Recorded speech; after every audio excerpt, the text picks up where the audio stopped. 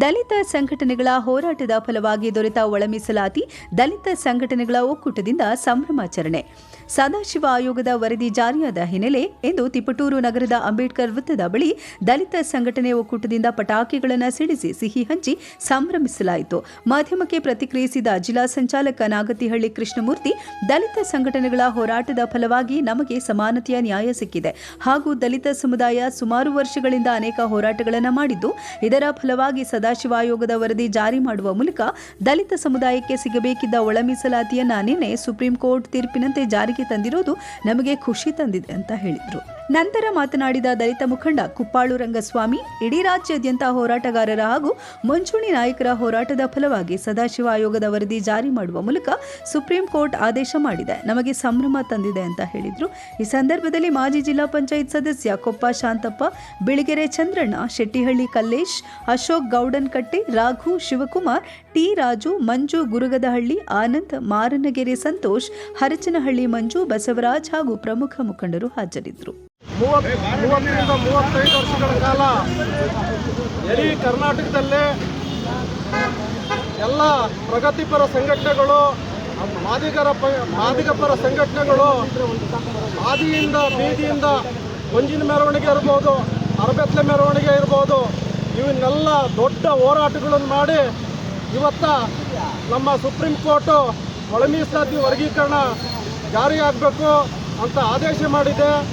ಅದರಿಂದ ನಾವು ಈ ತಿಪಟೂರು ನಗರದಲ್ಲಿ ಎಲ್ಲ ಮಾದಿಗಪರ ಸಂಘಟನೆಗಳು ಸೇರಿಕೊಂಡು ಒಕ್ಕಲೂರಿನಿಂದವ ನಾವು ಸಂಭ್ರಮೋತ್ಸವ ಅಂದ್ಕೊಂಡಿದ್ದೀವಿ. ಅದರಿಂದ ಎಲ್ಲ ನಮ್ಮ ಕಾರ್ಯಕರ್ತರು ಈ ಸಂಭ್ರಮೋತ್ಸವಕ್ಕೆ ಆಗಮಿಸಿದ್ದಾರೆ. ಈ ಕಾರ್ಯಕ್ರಮವನ್ನು ಎಲ್ಲರೂ ಇವತ್ತು ಸಿಹಿ ಹಂಚಿದ್ರ ಮುಖಾಂತರ ನಾವು ಬೈಕ್ ರ್ಯಾಲಿ ಮಾಡ್ತಾಯಿದ್ದೀವಿ. ಜೈ ಭೀಮ್.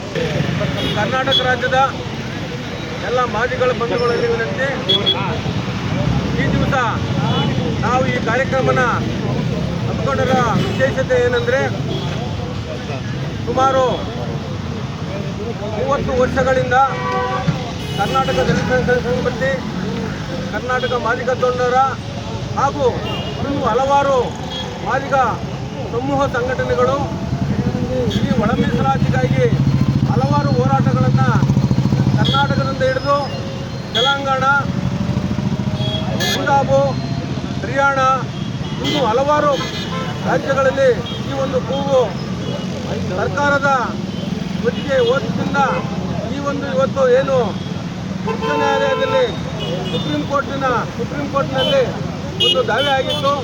ಇದಕ್ಕೆ ಸಂಬಂಧಪಟ್ಟಂಗೆ ಇವತ್ತು ಸುಪ್ರೀಂ ಕೋರ್ಟು ಒಂದು ಐತಿಹಾಸಿಕ ತೀರ್ಪನ್ನು ನೀಡಿ ಇವತ್ತು ನಮ್ಮ ಏನು 5-6 ರಾಜ್ಯಗಳಲ್ಲಿ ಮಾದಿಗರಿಗೆ ಒಳ ಮೀಸಲಾತಿಯನ್ನು ಕೊಡಬೇಕು ಅಂತೇಳಿ ಸುಪ್ರೀಂ ಕೋರ್ಟು ಒಂದು ಐತಿಹಾಸಿಕ ತೀರ್ಪನ್ನು ಕೊಟ್ಟಿದೆ. ಈ ಒಂದು ತೀರ್ಪನ್ನು ಜನಕ್ಕೆ ಸುಪ್ರೀಂ ಕೋರ್ಟು ಎಲ್ಲ ಹಲವಾರು ಜಡ್ಜ್ಮೆಂಟ್ಗಳನ್ನು ಮಾಡಿ ಕೊನೆಗೆ ಅಂತಿಮವಾಗಿ ಈ ಜನಾಂಗಕ್ಕೆ ಅನ್ಯಾಯ ಆಗಿದೆ, ಇವರಿಗೆ ABCD ವರ್ಗೀಕರಣ ಆಗಲೇಬೇಕು ಅನ್ನೋ ಒಂದು ಕನಸನ್ನು ಹೊತ್ತು ನಮಗೆ ಇವತ್ತು ಜಾರಿ ಮಾಡಿ ಒಂದು ಒಳ್ಳೆಯ ಸಂದೇಶವನ್ನು ನಮಗೆ ರವಾನಿಸಿದ್ದಾರೆ.